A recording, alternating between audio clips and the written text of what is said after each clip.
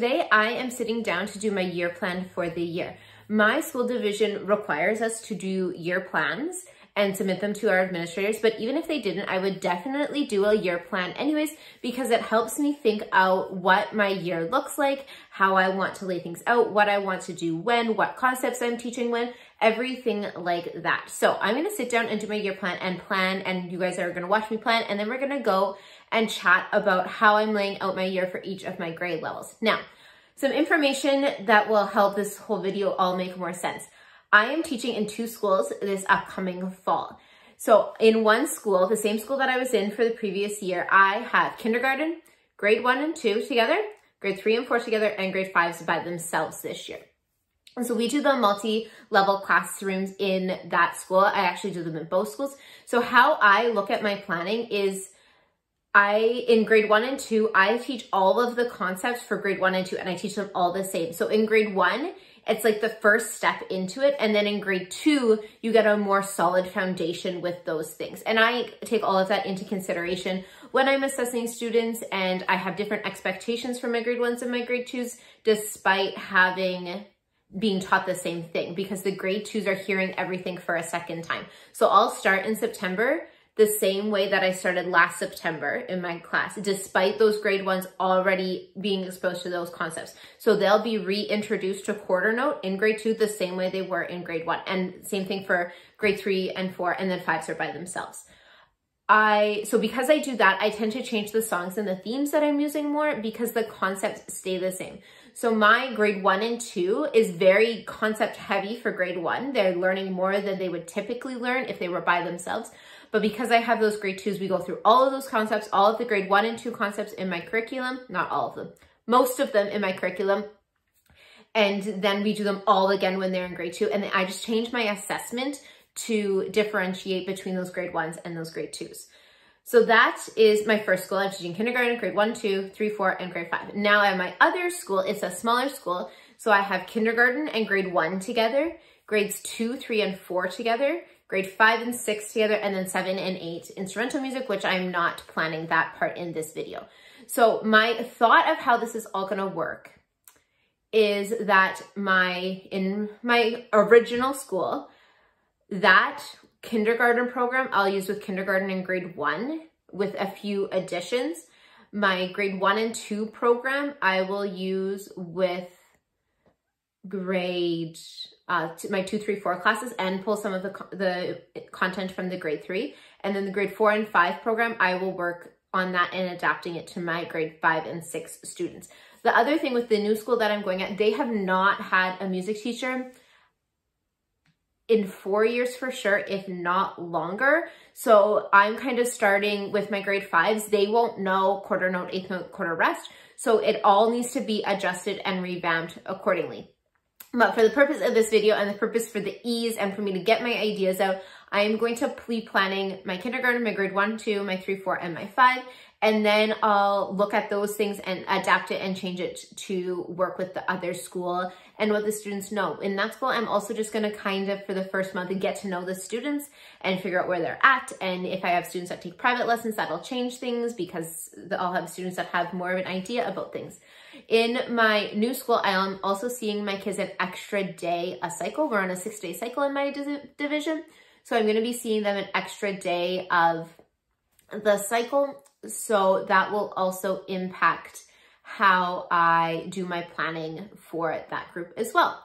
So a few things that I consider when I am doing my year planning. In my year planning, I am not worried about writing down activities, writing down assessments, any of that stuff. I am mostly focused on writing down the themes that I'm going to do and the outcomes that I'm going to teach with each month. If I know that I'm doing a theme and I can already think of an activity that I want to do, then I'll add that in there. If I know that I'm teaching a concept and outcome and I know that I always, most often, do an activity with that concept, then I'll put that in there so that I remind myself that that's what I plan on teaching. So to start off, I do everything on these pieces of paper. They're just ones that I made on PowerPoint grade. And then the 9 months of the school year, I do September to May, because I plan on June just to be a review month, and the schedule just gets extra funky in June. So I plan on that being a review month. So I plan to have my concepts taught from September to May. In everyone but kindergarten, September is always a review month.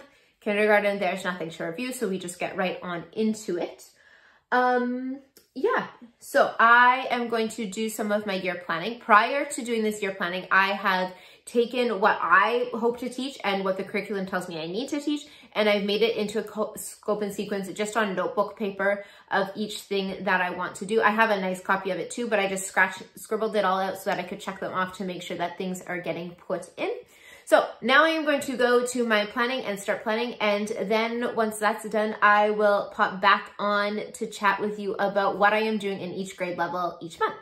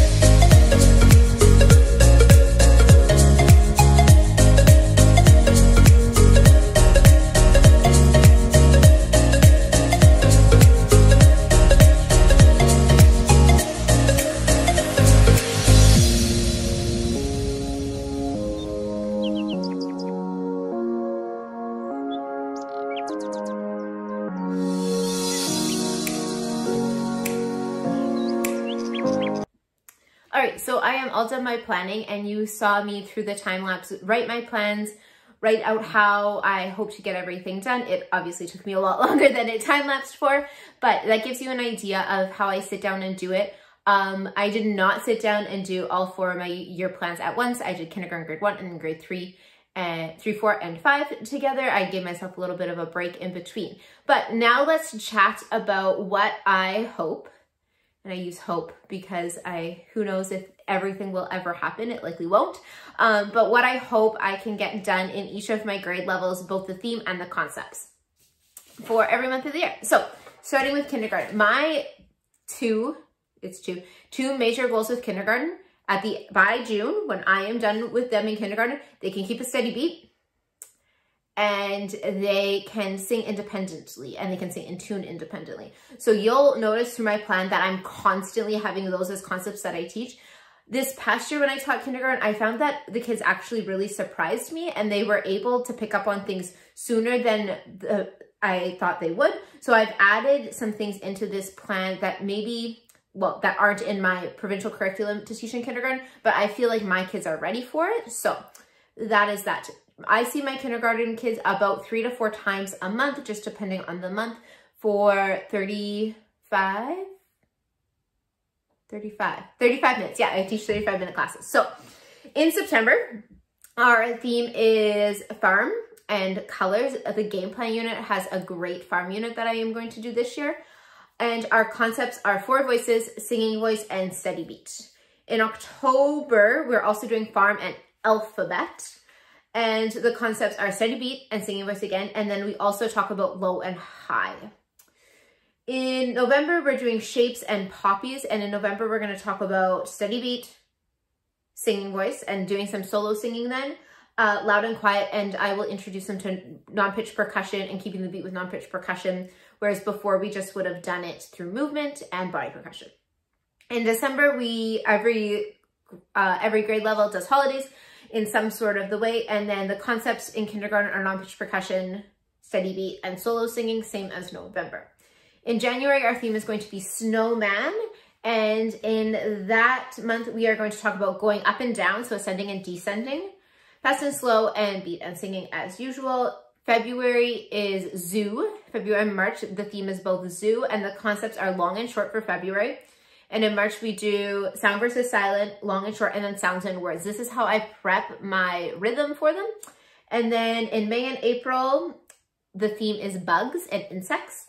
And they work on pitch percussion, and we use iconic notation. So even by the end of kindergarten, I am having my students clap and read rhythms through pictures and iconic notations. So in the bugs, in that bugs and insects unit, we would take different bugs and figure out the syllables in them, and then we would practice using them. And we'll also use like shapes. So like it'll be square, square, rectangle, square. And that's how we do introduce Ta and Titi. That's how I introduced Ta and Titi.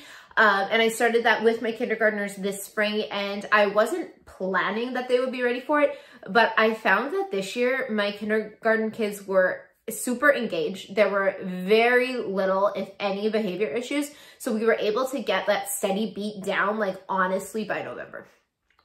And so we started then working on some rhythm, and I never introduced them to quarter note and eighth note, like the actual visuals, until grade 1. But even this year with these kindergarten kids, just because they were just a great group of kids, we did clap rhythms doing Ta and Titi. So we go ta, ta, ti, ti, ta. And like it has no meaning for them about what Ta and Titi are, because they're really no different than when we do sun, sun, flower, sun. They're just nonsense syllables to them right now, but I'm hoping that it'll help everything click when they are in grade 1 this year. So next we will go to my grade 1-2s. I kept most of my themes the same as I did last year. I made one switch, and in grade 1 and 2, I do a very seasonal approach to teaching music. So that's when we do the fall theme and the spring and all of that kind of thing. We do lots of holidays in grade 1 and 2. So that is pretty much what my themes are. So September, we are doing apples and back to school is our theme, and our concepts are steady beat, singing voice, and going up and down. And those are all review from kindergarten and last year. In October is a big month for us in music because I report in November, so I need to get lots of concepts taught. So in October, we talk about fall is our theme, and then we do so and me and sounds and words and beat versus rhythm. So sounds and words is essentially like what I did with my kindergarten kids. So in fall, we would go apple, leaf, and we would clap and say it. So it, again, it's that pre-reading for teaching rhythm reading. In one of the big things that we do in October is orange, pear, apple, bear. And that is how I introduce rhythm reading. And when we do orange, pear, apple, bear, that is when I talk about like orange, pear, apple, bear. That's when we match up sounds and words to rhythmic notation. In November, we are reading rhythmic notation using Ta and Titi independently. I do not necessarily expect them to clap it independently without reading it. I find with my students, it's easier for them to read and keep the steady beat than it is for them to clap and keep the steady beat. And then we also do forte and piano, and then our theme is peace. I don't know if I said that. And when we do forte and piano, we do a lot with dinosaurs and mice because those are the symbols and the icons that I use to teach forte and piano. December is Christmas, and again, it's reading rhythms with Ta and Titi and working with So and Me on the 2-line staff. January is a winter theme, and we work on playing, writing, and reading rhythmic and solfege notation. So that is a big thing, and we work from doing it in like Tas and Titis to actually clapping it and playing it on instruments. And February, we are using the 2-line staff more, and we are playing our rhythms on percussion instruments. In March, we introduce law and work again with the 2-line staff, and like so is on the top line, me, and figuring out that stuff. April, we introduce quarter rest. I'm looking at that now, and I feel like I introduced it earlier. It might end up in February. And then we do Presto and Largo, and the music show by John Jacobson has a great video for introducing Presto and Largo. So then they have two ways that they can describe music, both piano and forte piano and presto and largo. So that intro to dynamics. And then in May, we work on combining melody and rhythm together. So they'll work on like putting TTs on the solfege staff, or in a rhythm pattern, they'll label them so and me, things like that. So that is the concept for May. And then June is just review. All right, rolling on to grade 3-4. So in grade 3-4, as my students get higher up in the grades, I do less themes and I more just pull fun songs and activities like that teach the concepts, because my 3-4s and my grade 5s do a lot more with instruments. I have guitars in my classroom, Orff instruments, and pianos now. So it's sometimes harder to find a theme that matches.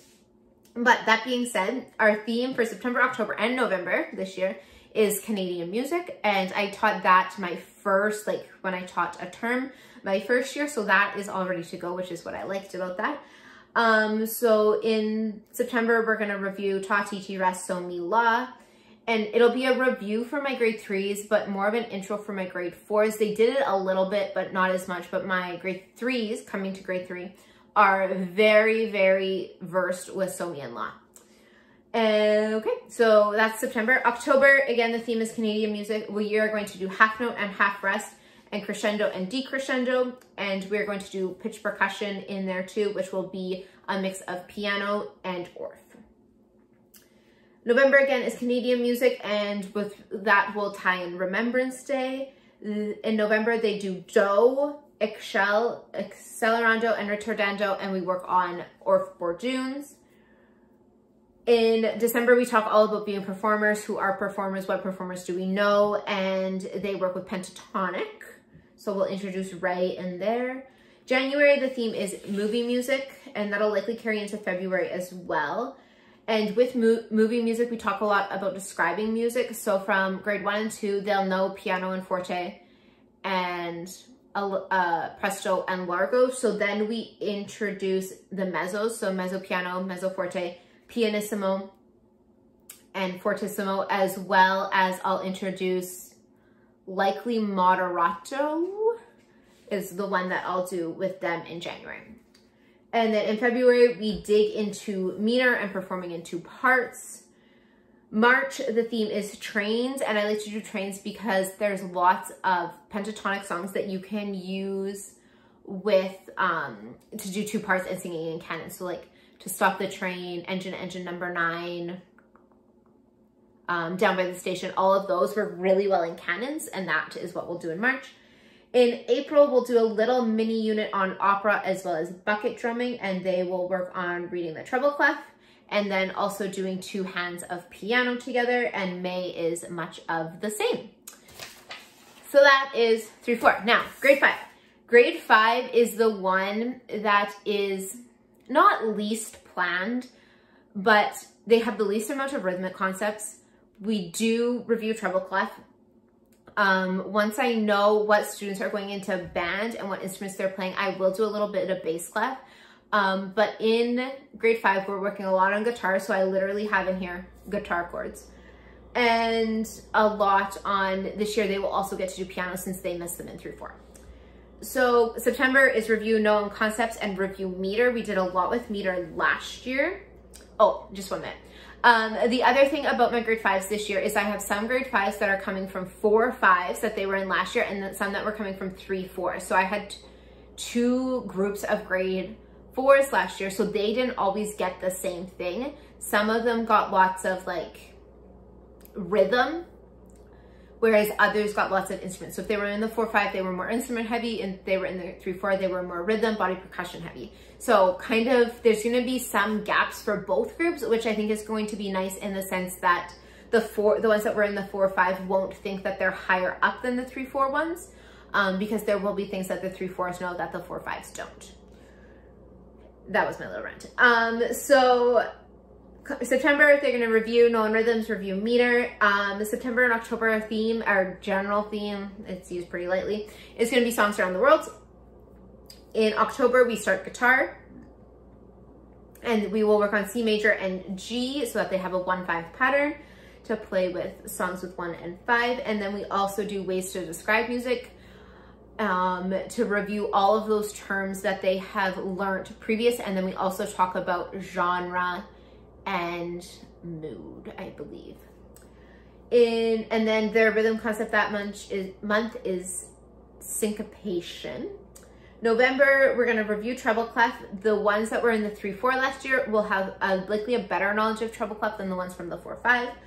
2-note piano songs and T-ticka and ticka-T will be November, and those concepts will carry into December when we also do holiday songs from around the world.